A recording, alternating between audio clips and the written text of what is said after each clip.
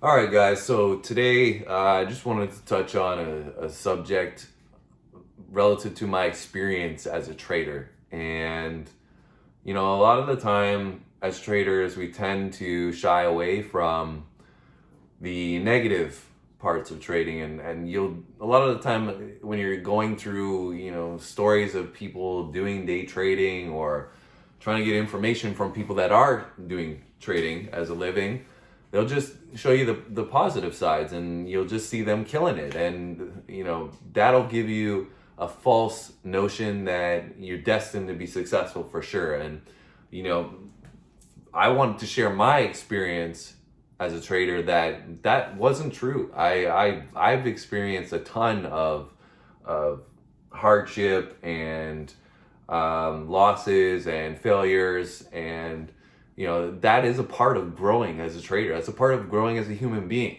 right? It's what you listen to some of the great investors and money managers.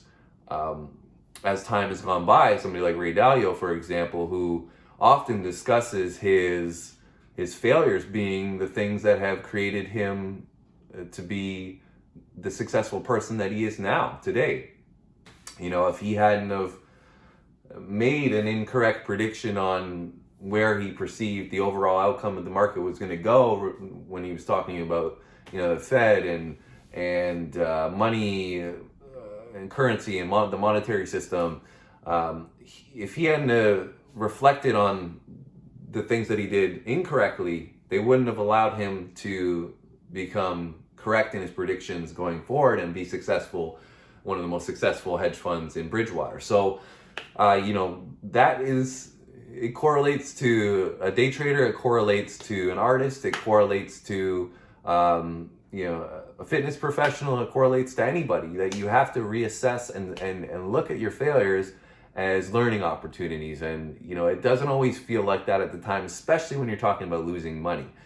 I've had situations where I've lost significant amount of money, in a day. And, I've gone through and I've wrote them all down. I put them into my calendar as reminders to say, on this day, you lost X amount on this ticker.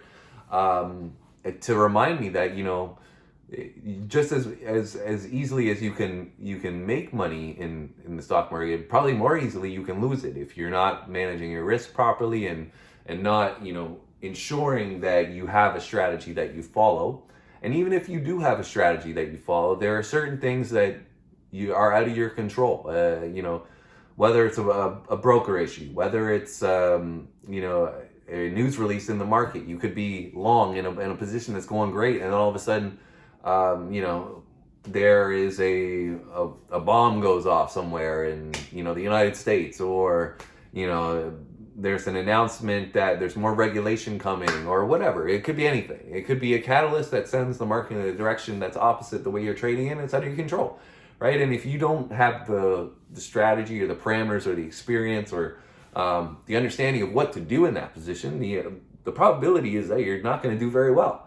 And so that's part of the experience factor as a trader. So anyways, in my experience, like I said, I've done part-time trading for about 2 years, and then over the past year I've got into more of a full-time trading basis. And it's peaks and valleys. When you're trading, you can be going like this, and all of a sudden you get a loss and you're down here, and then you come back up here and then back down and you're up here. So the idea is that you want to keep going this way, and the more that you can do that, the more you educate and grow within your skill set, the better that you're going to become. But it doesn't mean that you're not going to experience those negative aspects on the way. And if I'm being honest, there were times where I questioned whether I wanted to do this. I questioned whether I could do this. And I'm a pretty self-motivated guy. Like, if I say I'm going to do something, there's not much that's going to stop me from doing it other than myself. But in these circumstances, like I said, when you're dealing with money, there's a real, science has shown us that the brain associates that loss with it as a significant effect. It really, really hits home, and you can, go into depression, and you can, be battling mental health issues and all different, whether it's anxiety or whatever. You know, you can be emotionally distraught, but you can have physical issues as well. And so, you know, the effect of losing money can cause you significant issues, period. And so to sit here and say that everything's been rosy and that it's been, you know, great the whole way of my trading career would be a bullshit. It would be a lie. And, you know, but that said, looking back, everything that has happened to me probably needed to happen to make me a better trader, to make me understand, to make me, you know, I had to take a really big loss and, you know, not manage my risk properly in order to learn how to manage risk properly. And I had to, you know, learn that I don't trade small caps because small caps get me into trouble and I can't manage my risk properly. Other people can do that, but in terms of my risk parameters, that's not a part of it. You know, I've dabbled in options. I, you know, in 1 month I made $100,000 on trading options, and then I lost it all the next month. So, you know, at the end of it, it was a negligent issue, right? I went from making 100,000 to not making 100,000, and it was essentially a you know, a break-even experience. But, you know, to have that money, you know, at the end of the month, you're thinking, oh, this is great, I'm killing it. And then all of a sudden the next month, you know, you see it transpire in a different direction. It's like, what did I miss? What's going on? Like, you know, how did I get this so wrong? And so, you know, that experience then taught me that options is something that you can make a lot of money at, but you can also lose a lot of money at, and it's hard to manage your risk. And maybe, you know, there's certain things that I don't do so well to allow me to trade options. So, you know, but I needed to experience that in order to learn it. And so now I'm at a point where I feel like I understand my skill set, I understand my strategy, I understand what I look for, I understand my routine, I understand, you know, things that I'm seeing in real time because I have that experience, because I have so much trading time in front of the charts. You know, it's like you can study and study and study and study in a textbook, but until you actually go and do what you've been studying, you're not going to really learn how to do it the way you should. You know, it's like you can, if you're trying to be a police officer, you can go through all the tests that you want, but as soon as you are in a real world situation where you have to deal with somebody, you know, pointing a gun at you or you know, getting involved in even a traffic stop or something, you know, that experience is going to be way different, and how you handle it, you know, that first time, you're not probably going to be handling it as well as you would in the 10th time.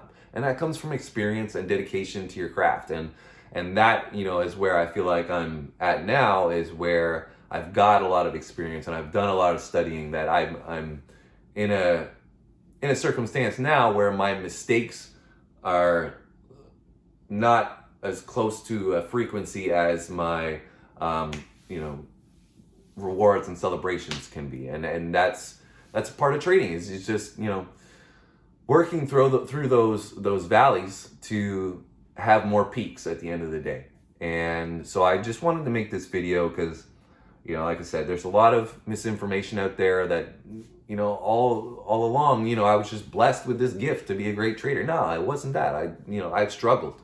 I definitely struggled. And, you know, there wasn't a lot of people that I could talk to about it because there's not a lot of traders around that I can go and discuss with. And, you know, to a lot of people, day trading is this dream that, you know, like you're just gambling or whatever it might be, and they don't understand it. So, you know, talking to, you know, people within your family may not be the greatest outlet, because they're gonna just say, oh, like, you need to be careful, and you know, don't blow all your money and whatever, right? So 95 to 90% of traders are all, you know, unsuccessful, and that's because of all the things that I've just talked about: experience and self-awareness and dedication and time. And, you know, not everybody has those things. I decided to take the step of, you know, I was in one career direction and I wanted to pursue something else in a completely different career direction, because it's what I'm passionate about. It's what I love doing. I love getting up every morning, and I love, you know, I look forward to Mondays because it's something that I really, really enjoy doing. And so, you know, I liked my previous career, but I would say I much more enjoy what I'm doing now. So, you know, that's, like I said, my experience. And, you know, if you get into trading, the expectation should be that you're going to lose money in the beginning. and you should be okay with that. And you should start in a simulator first. But even when you go from a simulator to trading live, you're probably going to lose some money. So start with some small size. That was one of the big mistakes I made when I started. Was, I had a little bit of success on testing, and then I jumped in with more capital than I should have, and I ended up blowing up my account, relatively fast. And I was devastated because I was like, I have this down pat, and I've got it covered. And it was a rude awakening to understand that no, you don't, and you just flushed all that money down the toilet, right? So that was like I said, my first account, and I've blown up a couple accounts. And most traders, again, are going to tell you they've blown up a couple accounts. But, it's the long term.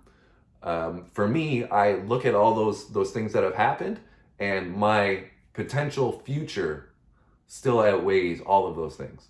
And all of those experiences, like I said, were learning experiences and self-development experiences to improve on myself as a trader, but also as a human being. I can tell you that, in my place in life right now, I feel like my maturity, my ability to open my mind intellectually, to what's important to me, to what I value, to my routine, all those things never would have happened if I hadn't have pursued this path.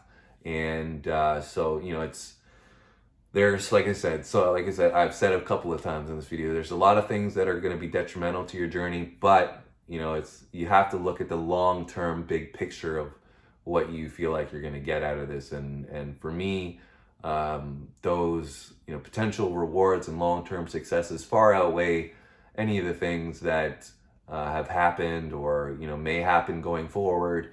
And that's what I always come back to, is I'll have days where or I had days where I was extremely emotionally distraught or upset, and I would have a period of digestion, whether it was a few hours or a day.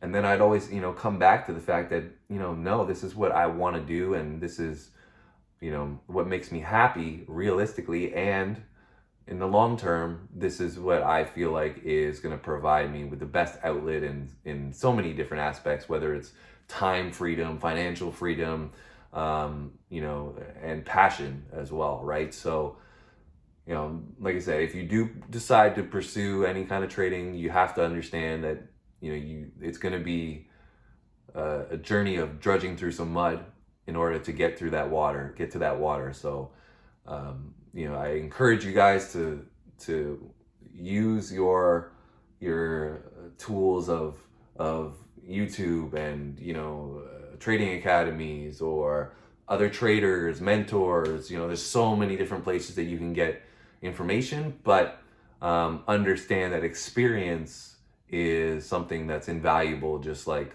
most industries. So if you guys pursue anything, good luck, and I hope this video helps some of you just digest some of the things that happen on a day-to-day basis, but even on a long-term basis as well.